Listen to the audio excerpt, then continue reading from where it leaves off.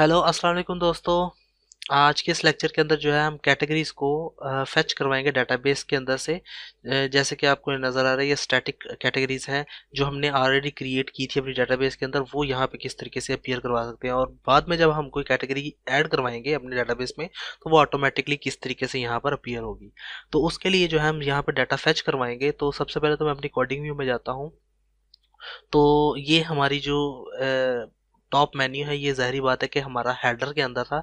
तो मैं हेडर में जाता हूँ और यहाँ पर इन्हीं कैटेगरी से नीचे मैं एक क्यूरी शुरू करता हूँ। लेकिन सबसे पहले मैं PHP के टैग्स लगा लेता हूँ और इसी के अंदर मुझे एक डॉलर क्यूरी के नाम से वेरिएबल क्रिएट कर लेता हूँ, जिसके अंदर मैं क्यूरी लगाता हूँ date select all from categories. ठीक है, यानी कि कैटेगरीज के अंदर से जितना भी डाटा उसको सिलेक्ट कर लो। और यहाँ पर एक मैं डॉलर रन का बनाता हूँ और यहाँ पर MySQL का फंक्शन है MySQL क्यूरी। ठीक है, और इसके अंदर दो पैरामीटर्स आते हैं, एक कनेक्शन का जो हमने डीबी के पेज में क्रिएट किया था, और दूसरा आएगा हमारा यही क्यूरी जो हमने अभी क्रिएट की है, ये वाला क्यूरी का वेरिएबल। और यहाँ पर एक फंक्शन है, उसको हम यूज करते हैं इफ। वो यहाँ पे मैं यूज करूंगा इफ MySQL num rows। इस ये फंक्शन क्या काम करता है कि अगर इस तरह की कोई भी एक रो भी उसके अंदर है तो उसको काउंट कर लेता है। ठीक है, इस कैटेगरी में के मुताबिक अगर कोई भी हमारी इस क्यूरी के मुताबिक अगर कोई भी रो जो है हमारी डेटाबेस में मौजूद होगी तो ये उसको काउंट कर लेता है। तो वो क्या है, मैं इसको दे देता हूँ रन। ठीक है, तो अगर ये जीरो से बड़ी है तो ये इको करवा, यहाँ पे हमारा फंक्शन एक क्रिएट करवा दो। वो क्या है, फिर इसके अंदर मैं वाइल ओपन करवा लेता हूँ और इसको मैं कहता हूँ रो MySQL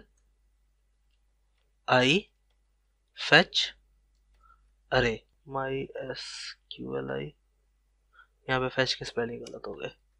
ठीक है, MySQL फेच अरे, और यहाँ पर मैं रन लिख दूंगा, यानी कि रन जो हमने क्यूरी रन की हुई है इसी के अंदर जितनी भी अरेज हैं उनको फेच कर लो। ठीक है, और इसके अंदर वाइल के अंदर वो सारी की सारी रन करवा दो। तो यही वाली को मैं कॉपी कर लेता हूँ और इसके अंदर इको करवा कर पेस्ट कर देता हूँ मैं यही लिंक। लेकिन यहाँ पर आपको जैसे कि पता है कि ये सिंगल कोट्स के अंदर आएगा, क्योंकि डबल कोट्स के अंदर हम दोबारा डबल कोट्स नहीं यूज कर सकते। और यहाँ पर जो अभी लिंक है वो फिलहाल हम नहीं दे रहे, तो यहाँ पे कैटेगरी नहीं आएगी। वाइल के अंदर जो रहते हुए पहले हम एक वेरिएबल क्रिएट कर लेते हैं जो कि था हमारा कैटेगरी के नाम से, और जो कि इस रो के अंदर मौजूद ये हमारे अब जो जितना भी डाटा होगा वो इस अरे के अंदर जो आके स्टोर हो जाएगा। तो वो कौन सा होगा, कैटेगरी। ये जो नेम है ये हमारी डेटाबेस का नेम है जो हम लिख रहे हैं। यहाँ से जो ये डेटाबेस का नेम है ना, ये हम लिख रहे हैं कैटेगरी। ठीक है, वहां से डाटा को फेच कर रहा है और कैटेगरी के वेरिएबल में स्टोर कर रहा है। और यहाँ पे मैं लिख देता हूँ डॉलर कैटेगरी। इसको सेव कर लेते हैं और यहाँ पर आके एक दफ़ा अपने ब्राउज़र में इसको रिफ्रेश कर लेते हैं तो यहाँ पे एक एरर जनरेट होगा। वो क्या है, यहाँ पे देखो कि अनएक्सपेक्टेड ये कॉलन है, यहाँ पे कोई कॉलन मैंने यहाँ पे ये चीज़ मैंने कॉलन नहीं डाला एंड पर। सेव करके दोबारा रिफ्रेश करते हैं तो यहाँ पे अभी एक और एरर होगा इसी के अंदर कि हमने डीबी तो बना लिया लेकिन यहाँ पे कनेक्शन नहीं इसको दिया। यानी कि यहाँ पे एक फाइल ऐड करवानी थी जो हमारी डीबी की थी, तो वो मुझे हर फाइल के अंदर ऐड करवानी पड़ेगी। उससे बेहतर है कि मैं टॉप की फाइल के अंदर जाके ही उसको ऐड करवा देता हूँ। ये भी थोड़ा सा आपको शायद कॉम्प्लिकेटेड लग रहा होगा, लेकिन आगे जब से जैसे हम इसको प्रोजेक्ट वगैरह करते जाएंगे आपको ईजी हो जाएगा। तो यहाँ पर PHP MySQL सॉरी ये रिक्वायर वंस INC में मौजूद जो db.php है सेव। यहाँ पे आगे ब्राउजर में चेक कर लेते हैं रिफ्रेश। तो ये देखें कि हमारे पास ये दो कैटेगरीज आ गई हैं, लेकिन ये दो कैटेगरीज जो है ये हमारी स्टैटिक थी, तो जो हमें नहीं चाहिए, तो मैं दोबारा हेडर में आकर यहाँ पर ये जो दो कैटेगरीज हैं इनको डिलीट कर देता हूँ क्योंकि हमें नहीं चाहिए। अब इसको रिफ्रेश कर लेते हैं तो यहाँ पर हमारे पास आ रहा है। अब एक और चीज़ है कि मुझे ये कैटेगरी जो थी वो फुल फॉर्म में चाहिए थी, ये हमारे पास जो है फॉर्म जो है वो सही नहीं आ रही। सो उसके लिए मैं क्या करता हूँ, यहाँ पर ही एक फंक्शन है UC फर्स्ट, इसके लिए मैं यहाँ पे ये फंक्शन क्या करता है कि इस पूरी कैटेगरी का जो फर्स्ट लेटर है उसको अपर केस में कर देगा। ये U for upper, C for case, upper case first. इसके लिए अब यहाँ पे आके यूज़ करते हैं, इसको चेक कर लेते हैं।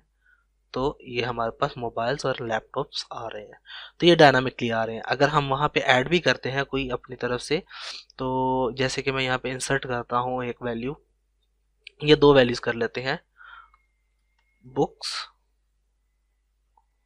वीडियो ट्यूटोरियल्स,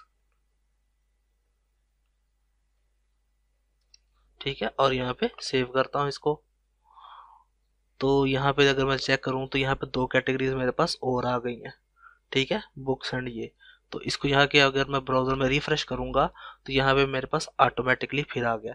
अच्छा, अगर आप चाहते हैं कि लेटेस्ट वैल्यूज जो है वो अप पे रहें और जो पुरानी है वो नीचे आ जाए, तो उसके लिए आप यहाँ पर इसी क्यूरी के अंदर जो है ऑर्डर बाय भी दे सकते हैं।